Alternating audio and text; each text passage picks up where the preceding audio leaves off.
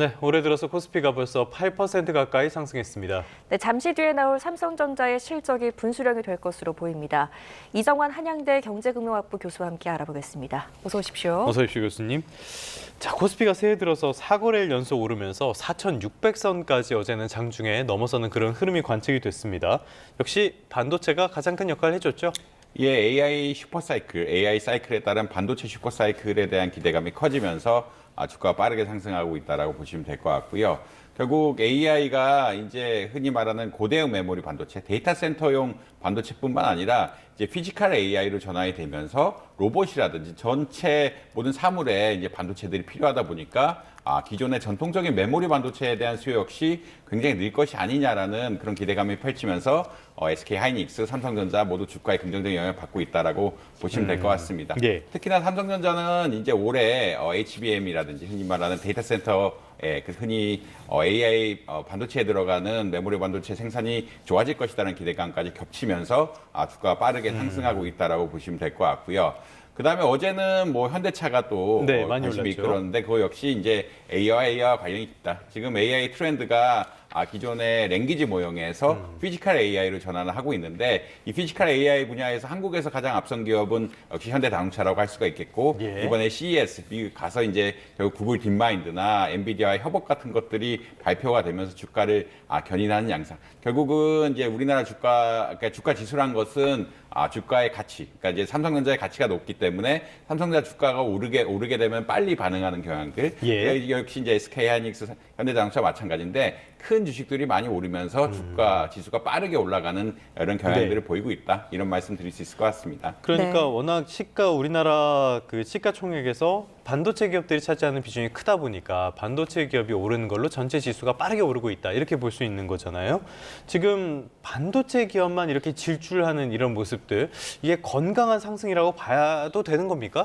일단 뭐 반도체 업체들, 반도체 기업 우리나라 사실 투톱이라고 볼 수 예. 있는데 삼성전자와 SK 하이닉스가 오르는 것은 실적이 굉장히 많이 오를 것으로 기대가 되고 있다. 그 실적이 전망치들이 거의 뭐 한두 달 사이에 2배 이상 오르는 이런 상황들이 발생할 예. 정도로 이렇게 굉장히 빠르게 그러니까 실적이 좋아질 것이라는 기대감이 형성이 되고 있고요. 실제 뭐 일반적인 메모리 반도체 가격 같은 것들, 컴퓨터용 메모리 반도체가 지난 4분기에 50% 이상 올랐다라는 이야기가 나올 정도로 굉장히 가격이 빠르게 올라가고 있고 이것이 결국 실적에 반영되는 것이 아니냐라는 기대감들이 형성이 되고 있다. 결국은 이제 이쪽 두 기업들, 삼성전자나 하이닉스 같은 경우에는 실적이 받쳐주면서 올라가고 있는 상황이라고 보시면 될 것 같고 네. 나머지 기업들은 사실 작년에 이미 많이 올랐고 작년에도 네네. 많이 올랐고 그다음에 추가적인 실적에 대한 기대감들이 없기 때문에 좀 주가 상승에 대한 어떤 효과를 잘 보고 있지 않다. 결국은 이 삼성전자, 하이닉스, 현대차 같이 대형주만 주로 네. 오르면서 나는 이런 주식에 투자를 안 하신 분들은 주가 상승, 지수 상승에 대한 혜택을 못 보고 있는 이런 상황들이 계속되고 있다는 말씀 역시 드리고 싶습니다. 네, 결국 글로벌 증시 흐름에는 반도체가 있고 또 그 한가운데 있는 기업이 바로 삼성전자인데요. 마침 오늘 잠시 후에 삼성전자의 실적 발표가 예정되어 있습니다. 이 14만 원을 이미 넘은 상황에서 투자자들이 어떤 관전 포인트를 가지고 보면 좋을까요? 일단 삼성전자 영업이익에 대한 관심이 굉장히 많다라고 보시면 될 것 같고요. 역대 최초로 20조 원의 영업이익을 넘을 것이냐에 대한 예. 어떤 관심사가 되게 많다. 그래서 2026년 지금 뭐 굉장히 컨센서스가 달라요. 컨센서스라는 거는 예측치라고 이야기하는데 지금 영업이익 예측치가 87조라고 나왔지만 다른 기업들은 뭐 155조, 뭐 160조까지 보는 쪽도 많이 나오고 있거든요. 네. 그만큼 이 영업이익이 얼마나 늘어날 것이냐에 대한 관심도가 굉장히 높다라고 아마 보시면 될 것 같고 이런 영업이익에 대한 전망들 때문에 기대의 가격, 그러니까 영업이익이 늘어나게 되면은 목표 흔히 말하는 증권사에서 예측하는 주가 역시 빠르게 반응할 수밖에 없거든요. 지금 맥쿼리 같은 경우에는 150조, 뭐 CT도 150조. 그러니까 아까는 87조는 지난달 이야기였는데 네. 이게 올해가 되면서 전망이 거의 2배가 되는 이런 상황들이 왔고 이게 전망이 2배가 된다는 이야기는 영업이익의 전망이 2배가 되면 가격 역시 일부 반응해서 올라갈 수밖에 없는 이런 그렇죠. 상황들이기 때문에 예. 굉장히 흔히 말하는 주가의 목표가를 높이고 있다라고 아마 이해하시면 될 것 같습니다. 이와 더불어서 삼성전자 같은 경우에 파운드리 사업이라고 이야기하죠. 들은 흔히 말하는 AI 반도체 같은 것들을 찍어낼 수 있는 그러니까 네. 흔히 말하는 계산형 반도체를 찍어낼 수 있는 대신 생산해 주는? 대신 생산해 낼 수 있는 이런 사업들이라든지 아니면 고대형 메모리 반도체에 대한 가이드 가이던스, 그러니까 데이터 센터용 반도체에 대한 가이던스 같은 것들이 나올 거라고 예측이 되고 있기 때문에 전반적으로 한번 볼 필요가 있다. 그리고 사람들이 최대 관심사는 영업이익이 얼마나 늘어날 것이냐, 그리고 예. 지금 4분기에 얼마나 늘어났을 것이냐, 이런 전망에 대한 기대감들이 많이 형성되고 있다. 네. 이런 말씀 드릴 수 있을 것 같습니다. 뭐 일단은 기본적으로 실적이 좋아질 것이 보이기 때문에 주가가 반응하는 측면이 있는 것 같고요. 그런데 최근 흐름을 보면요, 우리나라 주가만 오르는 게 아니라 미국이라든지 유럽 증시, 일본, 뭐 대만 다들 오르고 있단 말이죠. 이거는 뭐 돈이 많이 풀려온 결과라고 봐야 되는 겁니까? 왜 이런 흐름을 보여주는 겁니까?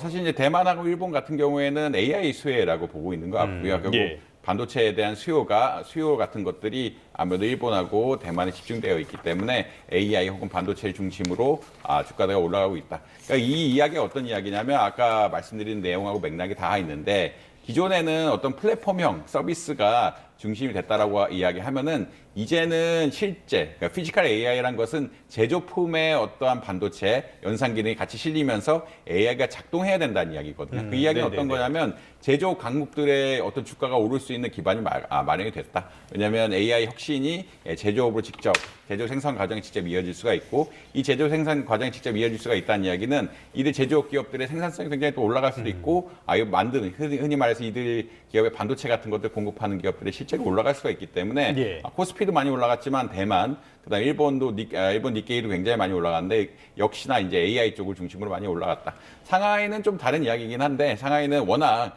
저평가 관세 전쟁이 좀 저평가가 되어 있었기 때문에 올라가는 경향들 물론 AI가 중심이 있긴 하지만 그런 경향들이 좀 있었다라는 말씀 드릴 수 있을 것 같습니다. 네, 주가가 빠르게 오르다 보니까 시장에 들어오는 자금의 성격도 달라지고 있는데요. 특히 빚을 내서 투자하는 움직임이 커지고 있습니다.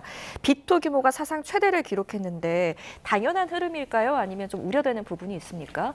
사실 한국의 개인 투자자들은 전 세계적으로 가장 공격적인 투자로 유명하고요. 전 세계적인 공격적인 투자란 건 어떤 거냐면 남의 돈을 빌려서 주가가 상승하는데 어떤 흔히 말하는 투기적 투자를 하거나 예. 남의 돈을 빌려서 주가가 하락하는데 투기적인 투자를 하는 굉장히 극단적인 투자를 보이고 있습니다. 이런 것들이 뭐 흔히 말하는 서양 외국의 미국 주식 같은 데도 영향을 미치면서 굉장히 주가 변동성에 영향을 미치고 있는 것이 아니냐라는 사람들의 생각이 있을 정도로 굉장히 공격적인 투자를 많이 한다고 보시면 될 것 같고요. 이런 공격적인 성향은 어떤 거냐면 결국 주가가 오르는 주식에 추종 매매를 하면서 주가에 더 오를 것을 기대하는 현상들이 많이 나타나고 있다라고 보시면 될 것 같습니다. 예. 뭐 지금 신용거래 잔고, 신용경제 융자라고 이야기하는데 이것은 빌려가지고 투자한다. 그러니까 증권사로부터 돈을 빌려가지고 주가가 상승하는데 투자한다라는 그런 개념으로 보시면 될 것 같거든요. 그러니까 워낙 삼성전자나 하이닉스에 대한 영업이익에 대한 기대치 같은 것들이 많이 바뀌고 있고 영업이익에 대한 기대치가 많이 바뀌면서 주가에 대한 기대치가 굉장히 또 많이 바뀌고 있는 상황에서 네. 개미 투자자들, 흔히 개인 투자자들이 우리 공격적인 성향들을 굉장히 많이 보이고 있다. 이런 말씀 드릴 수 있을 것 같습니다. 알겠습니다. 주식시장에 오래된 격언이 있죠. 빌려서 투자하지 마라. 꼭 써야 될 돈으로 투자하지 말아라. 이거 정말 무서운 거니까요. 이렇게 들어갈 때는 주의하시는 게 좋을 것 같고요. 또 하나 살펴봐야 될 게 주가가 끊임없이 오르다 보니까요. 주가가 하락할 곳에 투자를 한 사람들, 공매도 투자라든지 인버스 투자라든지 이런 분들은 손실이 굉장히 클 것 같아요. 개인 투자자분들은 아무래도 공매도보다는 인버스 쪽에 많이 들어왔을 것 같은데 지금은 그 주가가 굉장히 많이 빠졌다는 이야기가 나옵니다. 아무래도 인버스란 것은 주가의 역방향으로 가기 때문에 그리고 플러스 수수료를 조금 더 내는 이런 상황들이기 예. 때문에 주가가 많이 오르게 되면은 인버스는 많이 떨어지게 된다. 특히나 우리나라 한국 투자자들은 곧버스란 걸 많이 하는데 곧버스란 건 어떤 거냐면 주가가 2배 오르게 죄송합니다.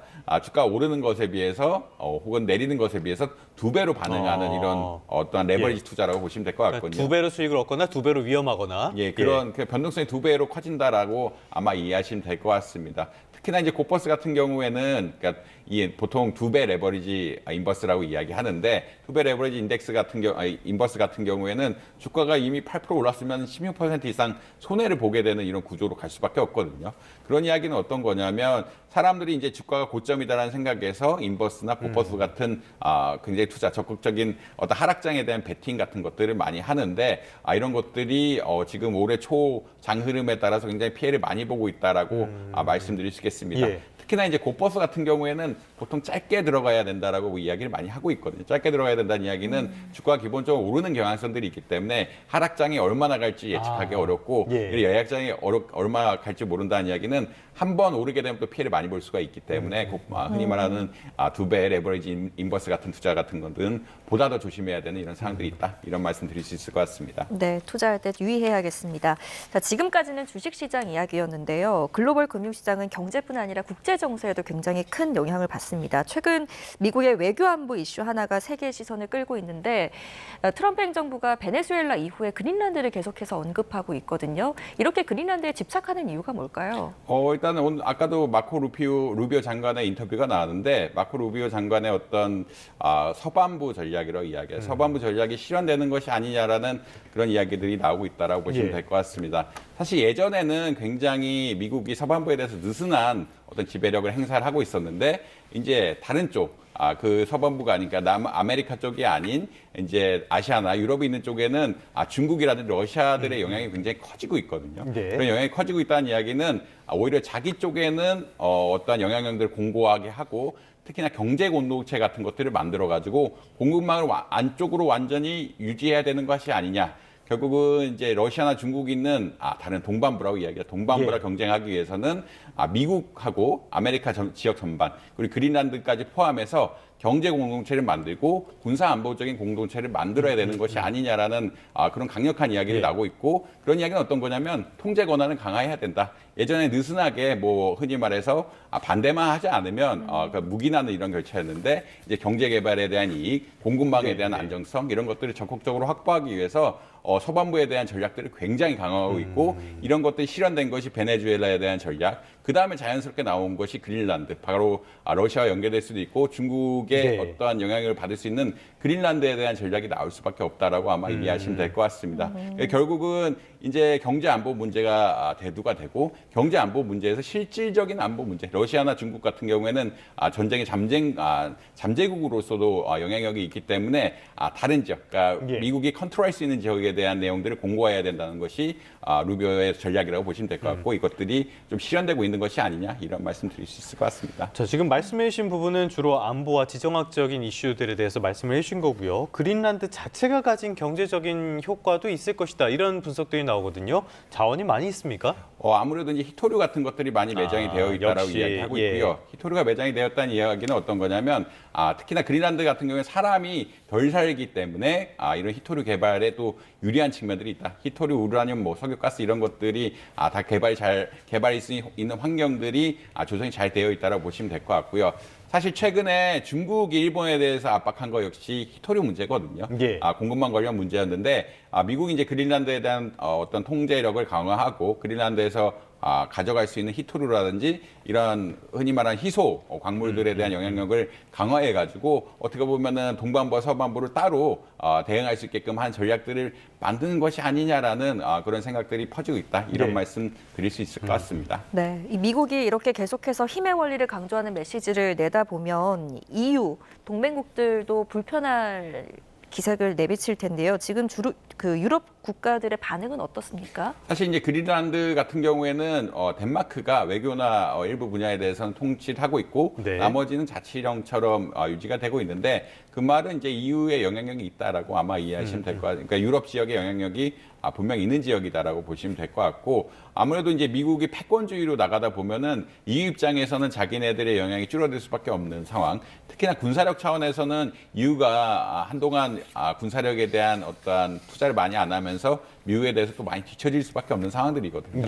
그렇기 때문에 이제 군사적 압박 같은 것들이 실현화된다라고 하면은 뭐 EU가 사실 속수무책으로 당할 수밖에 없는 이런 상황들이 계속되고 있기 때문에 EU 측에서는 굉장히 외교적인 채널들을 통해서 적극적으로 반대하고 그러니까 반대 의견을 표명하고 있다라고 보시면 될 것 같고 사실 EU의 모든 나라들 뭐 프랑스, 독일, 프랑스, 폴란드 이런 이야기가 나오고 있는데 예전에 루이지애나 미국이 산 땅이긴 한데 이런 시대에 지나서 합할 수 없다라는 이야기들을 강력하게 펼치고 있다라는 이런 말씀 역시 드리고 싶습니다. 뭐 베네수엘라까지는 뭐 비판 여론은 있어도 어느 정도 용이 나는 그런 분위기도 있긴 한데 그린란드는 확실히 선을 넘는 그런 주장인 것 같거든요.